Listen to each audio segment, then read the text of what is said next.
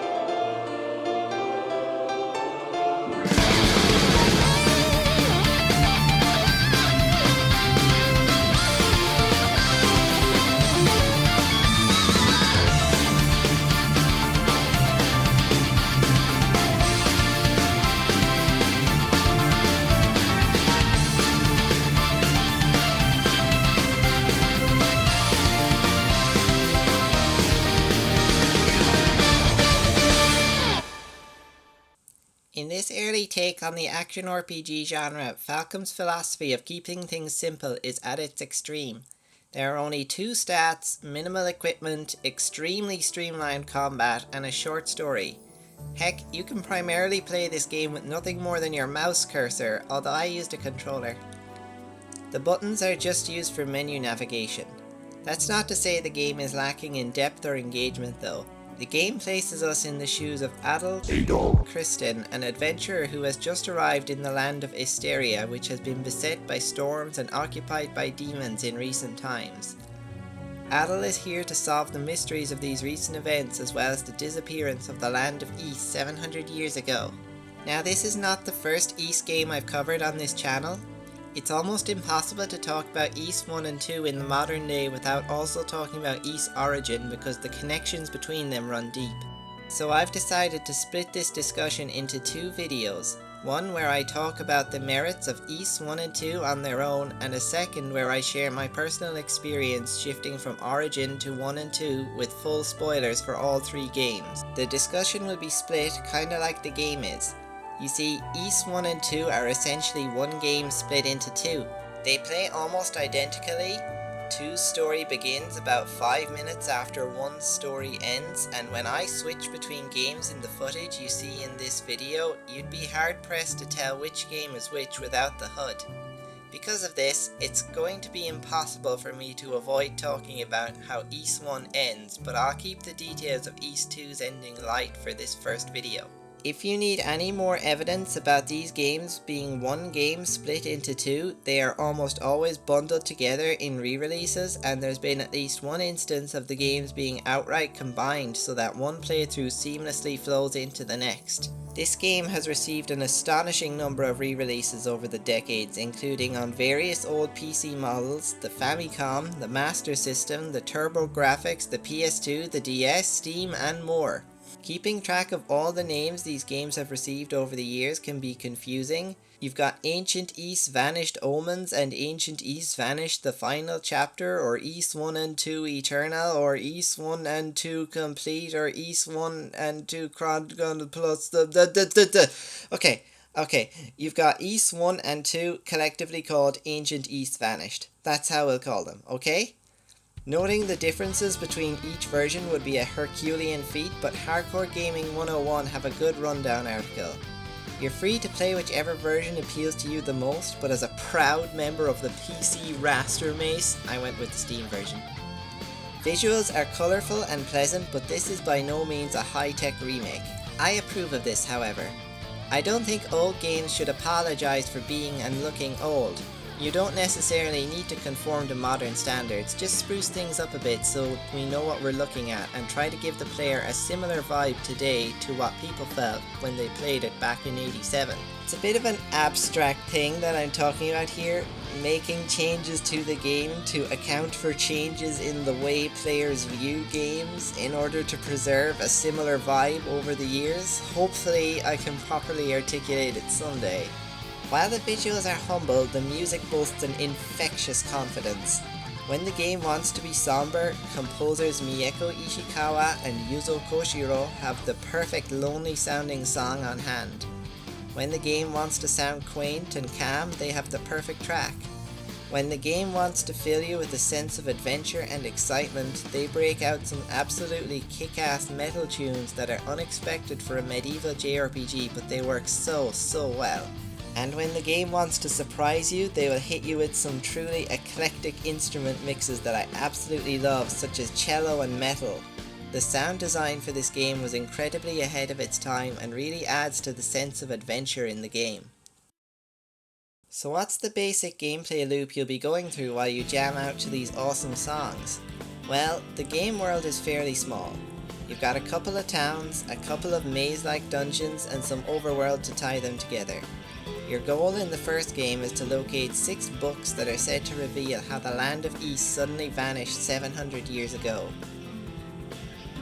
Unlike, say, a Zelda game where this would mean 6 dungeons to complete with 1 book at the end of each, the 6 books have been scattered into different areas in a very true-to-life way. Some are sitting in the corner of a dank cave, others are in the ownership of some of the locals. And this game is not going to tell you where they are or where you're supposed to go to get these books. NPCs will give you requests that pertain to themselves. They're not going to exclusively and conveniently talk about what's pertinent to your journey. The game is short enough that you can beat it on a single day, but if you plan on playing it over multiple days, I recommend getting a pen and paper and writing down any useful intel you get, just like in the old days before the internet. Be sure to fully explore each dungeon too, as they often have multiple plot important items in them and the way you use them to progress will require some pondering.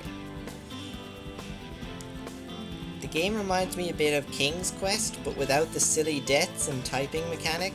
You have all these items and clues and sub-goals and you need to figure out how to put the pieces together and solve the puzzle. When I was young, my mother would make small treasure hunts in our garden where each clue would give me a hint where to find the next, eventually leading to me finding some hidden chocolate. It reminds me a lot of that. Very, very cozy. Although some people do die in this story, it's overall jovial and low stakes. You're on this adventure for no other reason than because you're an adventurer and you want to solve this mystery and you're getting to meet some cool people in the process. That's what it is. A cozy treasure hunt in an exciting new land. That's the case for East 1 at least. In East 2 the stakes and tensions ramp up a fair bit, adding a sense of urgency to Adol's quest. You have the ability to disguise yourself and speak to the demons in this game, and you learn that they all speak about you on a first name basis and all of them are either boasting about how they will be the ones to slay you or that they're terrified that Adol will come to kill them. It's showing that your escapades are having consequences. The demons are preparing for something big and you have painted a large target on your back. East 2 shows the true devastation that the demons are capable of causing and has some moments that can really have an emotional effect on the player. This is also reflected in the general gameplay loop of 2 as well. You're still helping people and looking for clues on how to use the various doodads that you pick up, but you get a lot more immediately urgent requests and don't revisit past areas nearly as much. giving the second game a strong sense of momentum, culminating in a long and impressive finale. Our hero himself is a bare bones character. Adal's story is literally that he's an adventurer and an overall nice guy.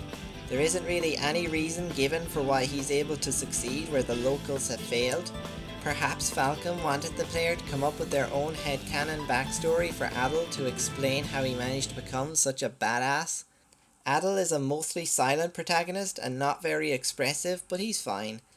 The characters you interact with make up for it by being an energetic and down-to-earth bunch that help give the game personality.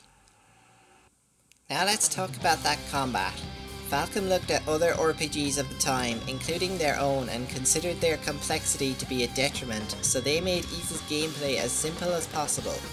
To fight in Ys 1 and 2, you walk into enemies. That's it. You just walk into them and Adal gives them the old 1-2. Remember those asshole guards in A Link to the Past who would just chase you and just sit on top of you in order to keep doing collision damage to you? Well, now you get to fight like that. Now you get to be the asshole.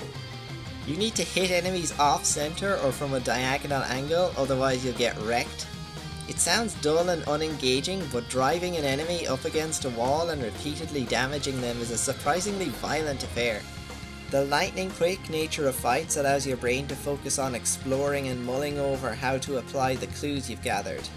Also, any necessary grinding can be completed in literal minutes. It's pretty fun, but I don't think it would have held its appeal if the games had been any longer than they are.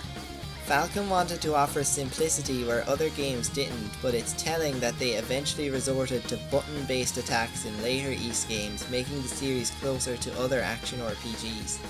There's only so much you can do with this extremely simple combat. The first cracks were beginning to show as early as Ys 2, as it introduced a fireball attack you could perform with a button press. I didn't use it often, but it's essential for a few boss fights. I'm fine with this type of combat for 2 short games, but I feel some people would hate this kind of gameplay. Not only will the combat be annoying for some, the lack of direction in the game could also be a turn-off. Now this vagueness is definitely a feature, not an oversight. I found it rewarding to figure things out myself, but I did resort to a walkthrough a couple of times, and the complete lack of handholding is going to frustrate some new players, especially ones coming from newer RPGs where you are directed to everything. Another potential weakness of the game is certain parts of the story don't hit the way they should. Like this character, who is seemingly included for no other reason than for the player to feel good about themselves as they win the affections of this hot anime babe. Or the very last scene of Ys 2 that contains an emotional moment between 2 characters that to me just doesn't feel earned. The build up to it was not strong enough to justify the payoff. The story of this game contains a ton of history and involves finishing business that has gone unfinished for centuries, so having it be accomplished by Adal, a silent stranger from nowhere land who just shows up and fixes everything, just feels a bit weird, when maybe the role should have fallen to somebody with a stronger personal connection to what's at stake. But Falcom still have some tricks up their sleeves to make the story of this game interesting, and they pulled it off. The first striking thing about the story of this game is the way events happen. A lot of the time, stories in games revolve around the player, and the plot details are delivered with pomp and theatrics to make sure the player gets everything. In Ys 1 and 2, things happen off screen. Lots of things, often quite frequently. Characters move around the game world and do things on their own initiative. Talking to townspeople will reveal the main villains visited the exact same towns as you mere moments before or after you and cause changes. Plot twists happen and there isn't some big presentation of them to make sure the player is suitably wowed. They just happen, like in real life. You spend the entire first game trying to solve the mystery of Ys's disappearance 700 years ago. The answer to this mystery is nonchalantly and wordlessly revealed in the first minute of Ys 2. All of this gives the story of Ys 1 and 2 a unique flow that I encourage everybody to sample. The world of Isteria and Ys feels like a living, breathing place capable of change, not just a collection of video game levels that revolve around the player. The other big power play by Falcom to make this game's story interesting is the inclusion of lore. The basic scenario and plot are simple. The gameplay loop is simple. Everything in the game is simple. But Falcom included tons of details and history to their world that makes this treasure hunt feel so much more worth it. The names of characters and locations matter. All the old stories of Ys matter. The items you pick up all fit in with the world you find them in. Even back in 1987, Falcom were preparing to make a mythology that they could build an entire series on top of, and they succeeded. Ys is the JRPG series for everybody. Simple but engaging. Short but fulfilling. Minimalist but by no means shallow. Challenging but cozy. The sheer extremity of Ys 1 and 2's design philosophy mean they might not be an instant hit with some of you, but if you're willing to put your thinking hat on and jive with some heavily stripped down combat, you'll find a ton to love in Falcom's humble little treasure hunt. I've never seen a more refreshingly down-to-earth RPG series as this one before, and I'm excited to continue my journey through it. Come back soon for my second video on these games, in which I give my thoughts on the connections between Ys Origin and Ancient Ys Vanished. Until then, thanks for watching!